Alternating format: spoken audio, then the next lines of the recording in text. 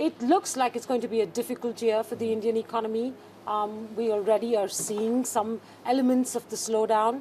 How do you assess consumption demand, the opportunity to invest further, and the overall growth story?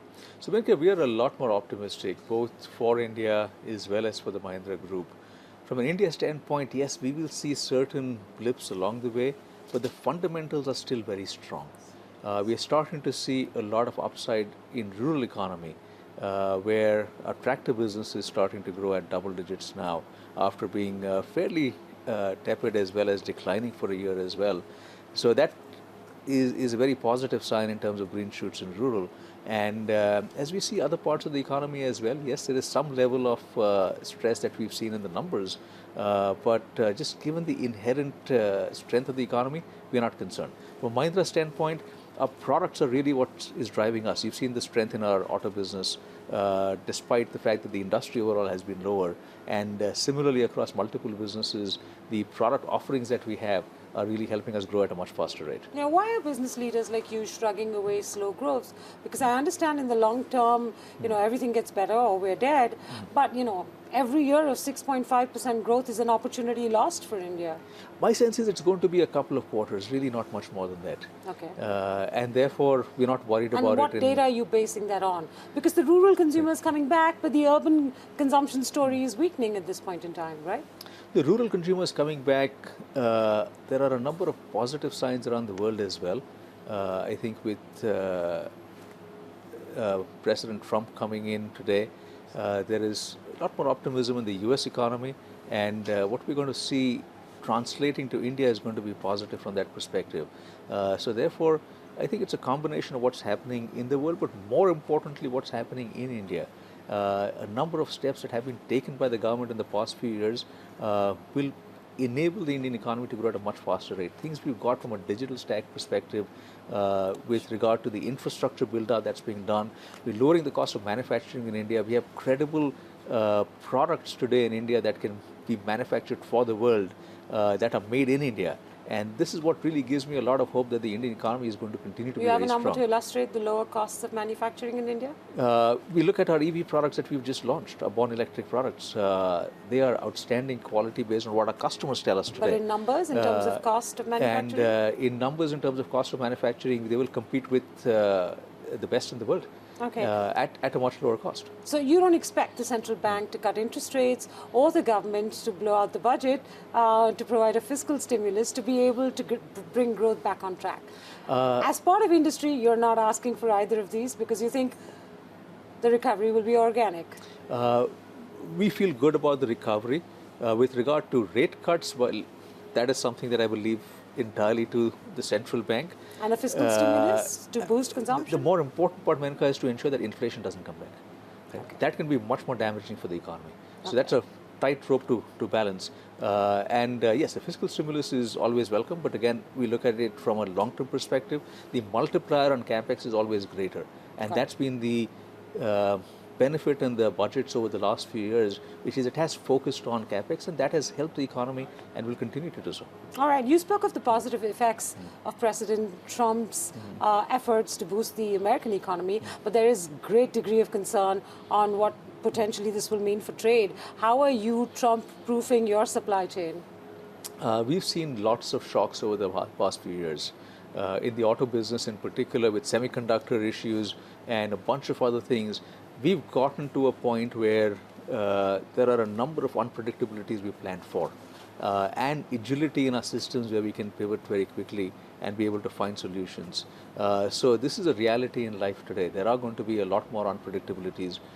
We don't know where they're going to come from, but that's something we're ready for. What's your best case, worst case scenario for Trump's trade war proposals? How will it impact your auto business? You export to the US.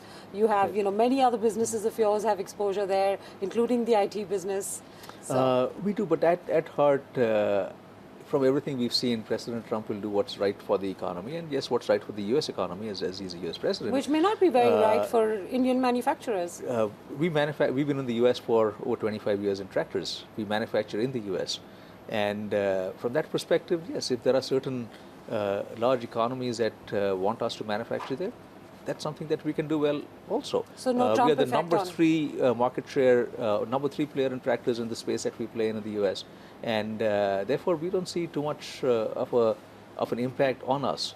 We see greater opportunities, and that's something that we feel we can grow with. So no Trump effect on Mahindra Group at least? I would say positive. Okay, positive. All right. Is this going to be a litmus year for the adoption of electric vehicles in India? In terms of the four-wheeler market or the passenger car market, it's still a very nominal number, less than 5%. But you've got 2 new products out. Many of your competitors have been either introducing products or are keen to launch towards the end of the year. Will this be, the year that we see the growth numbers, zoom? We will start seeing a big change. I've always mentioned the fact that it starts with product. A consumer has to look at the product and say, wow, I love this, I want this. And that's what's happening with the 2 EVs we launched right now, because they are born electric, they're made for electric, as compared to taking combustion engine models and then modifying them. So from that perspective, we are starting to see that pull coming in from consumers. The range anxiety is handled. The price anxiety is handled as well, because these products are very competitive from a price standpoint. Charging infrastructure is something that will take some time to build, but for the most part, consumers won't need that if you charge at home or in office, because with the range that we have, which is 500 kilometers plus in real life conditions, typically a consumer will need to charge once a week, and that's something that's easy to do at home or in office. We will need charging on highways, and this is where, with the PME Drive scheme, the Ministry of Heavy Industries has been very focused on ensuring that we can build out a network across highways. And as that happens, you'll start seeing much greater adoption of electric vehicles. So when do we get to 10% of all, auto sales being EV? We talk about all auto sales, that may take some time, because we'll have to see born electric products come up in every segment. Correct. In SUVs, we have them right now. Not just for M&M, I'm saying across the board. That's right. For India. For M&M, I can talk about it as much faster with the products we have. So when? In India, it will take longer. For us, we plan to get to at least a 20 to 30% adoption in the next 3 to 5 years. 3 to 5 years. Yes. And for India? For India, as we look across all segments, it will depend on what other automakers come up with, because we don't play in all segments. But my sense is probably a little less than that, but I would still be very optimistic on at least 30% by 2030. 30% by 2030. Yes. One final question then. The government's doing its bit to reach out to global EV manufacturers like Tesla. We've known this for a couple of years now. How do you see the overall competitive landscape? Were Tesla to enter, or were BYD to step up, given what we've seen in electric vehicles across the world? So we welcome competition. We've become better because of competition. And with the products we have today, we are very confident that our products will speak for themselves. And that's what we've done across multiple products in ICE, and should be no different from an electric standpoint.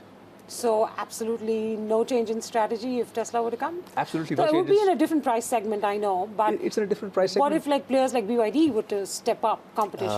MG is looking to add to its portfolio. Once you test drive our products, I don't think you'll have that question. Okay, maybe not in Davos, but in India. Thank you, Anish, for your time. Right. Thank you. Yeah.